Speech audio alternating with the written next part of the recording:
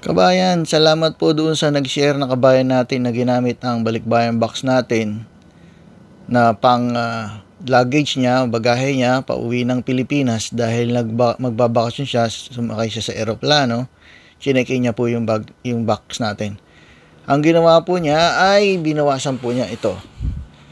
Binaba niya po yan hanggang dito sa linya na to. Diyan po.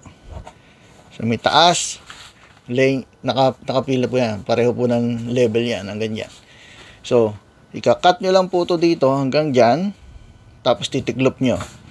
Lahat po ng corner ay ganun din ang gagawin. Cut nyo po hanggang dito. Tapos, tiklop nyo lang po nyo pag papasok. Sinasuggest na niya na hanggang dito kasi may tali siyang nilagay.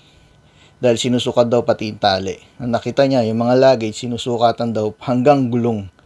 So, kung lalagay niyo po ito ng patungan, ng gulong, o kaya lagay niyo ng tali, isama niyo po sa sukat yun. Kaya, sigurado niya na dito ay eksakto. Hanggang dyan po. Sa ibabaw ng letra at sa ibabaw ng seal po ng aming cargo company. Salamat po. Salamat din po sa nag-share nito sa amin. At nakakatulong po sa ibang kabayan. Salamat po.